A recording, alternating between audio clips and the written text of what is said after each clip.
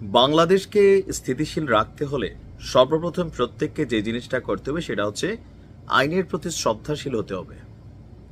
যদি কারোর বিরুদ্ধে আপনার কোনো সুস্পষ্ট অভিযোগ থাকে, অপরাধের তথ্য থাকে, আইন শৃঙ্খলা বাহিনীকে অবগত করবেন, তারা রাষ্ট্রের আইন মেনে তাদের বিরুদ্ধে ব্যবস্থা নেবে। কিন্তু আমার পছন্দ হচ্ছে না, অথবা আমি অপছন্দ করি, আমার এখন ফ্যান ফলোয়ার আছে অথবা লোকবল আছে, তো আমি করবো কি, মন চাইলে তার বাড়ি ভেঙে ফেলবো, তার গাড়িতে আগুন লাগাই দিব, তার রাস্তায় ডিস্টারবেন্স করব, চুলের মুঠি ধরে মারবো।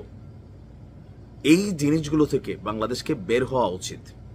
আর এই জিনিসগুলোতে বরাবরই যাদের নাম বেশি আসছে, এনসিপি, বৈষম্য বিরোধী ছাত্র আন্দোলন, ছাত্রদলও ঘটাচ্ছে মাঝে মাঝে, কোথাও আবার ছাত্র শিবিরও ঘটাচ্ছে।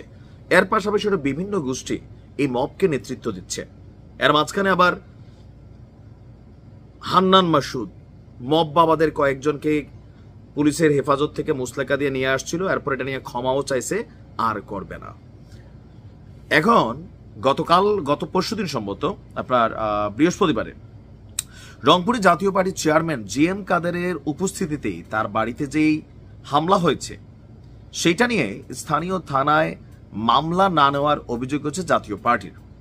তবে পুলিশ বলছে তারা এফআইআর করছে, বিষয়টা ইনভেস্টিগেশনে আছে, তারপর বুঝে ব্যবস্থা নেবে। উপর মহলের কোনো চাপ আছে কিনা মন্তব্য করে নাই।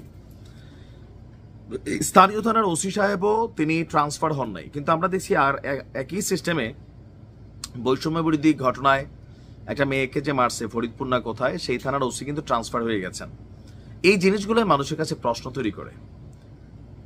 জিএম কাদের জায়গায় জিএম কাদের একটা ক্যারেক্টার হতে পারে, ফের স্বৈরাচারের দোষর, ফেসিস্টের দোষর, সেটা আলাদা।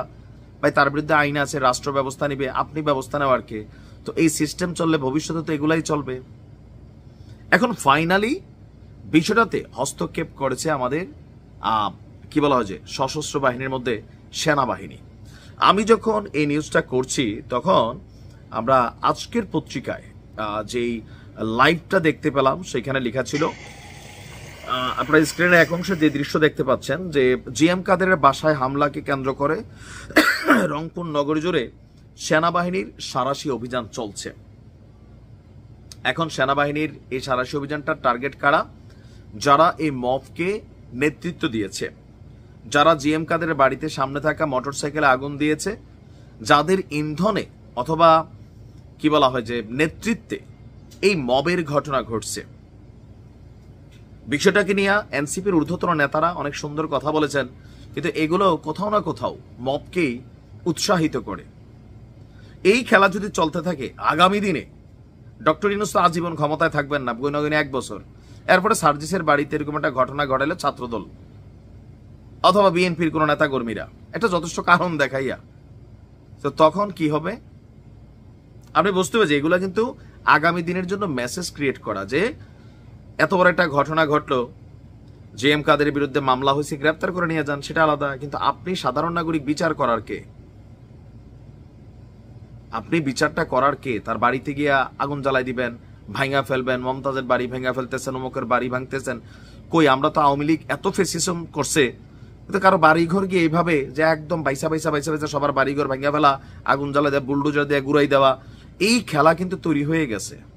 এমনকি এগুলো রিটার্ন হবে। আমরা বাংলাদেশের মানুষ যথেষ্ট, আপনি যতই একজন মানুষের উপকার করেন, তার উপকার মনে রাখেন না রাখেন, কিন্তু তার দ্বারা আপনার যে ক্ষতি হয়েছে এটার জন্য আমরা বসে থাকি কখন? সুযোগ পাবার বাটাম দেব। মিথ্যা মামলা, ভুয়া মামলা, বাদী জানে না আসামিকে, আসামি জানে না বাদীকে, এরকম নানান ঘটনাতে কি হচ্ছে, মামলাগুলো হালকা হচ্ছে। যেমন শেখ হাসিনা যে হত্যা মামলার একটা আসামি, ওই লোক তার এলাকার মধ্যে জিন্দা, তার ভাই সিস্টেম করা মামলা দিছে, ভাবা যায়। তো এটাতে কি হলো, মূল যে মামলাগুলো সেগুলো হালকা হয়ে যাচ্ছে। আমি সেনাবাহিনীকে ধন্যবাদ দিই তাদের এই অভিযানের জন্য, কারণ দরকার, দেশকে স্থিতিশীল রাখা দরকার। আপনার ভালো না লাগতে পারে, অন্যায় জুলুম নির্যাতনের শিকার হইতে পারেন, আপনি থানায় যাবেন, পুলিশ আছে, কিন্তু আপনি মব তৈরি করবেন, তৈরি করে আপনার নেতারা এটার পক্ষে 5টা যুক্তি দিবে, ফেসিবাদের দোষর। তো তোমরাও তো ফেসিবাদের দোষরই ছিলা।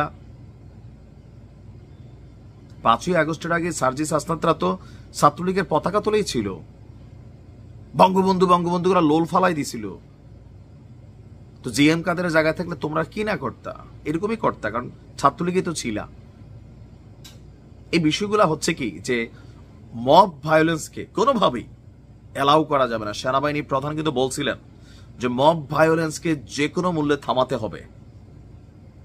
সেনাপ্রধান তার কথা রাখছেন বা সেনাবাহিনী তার কথা রাখছেন, আর এটাতে সারা বাংলাদেশের মানুষের সাপোর্ট আছে। অপরাধী যেই হোক তার বিরুদ্ধে আইনগত ব্যবস্থা হবে, আপনার মন মতো না।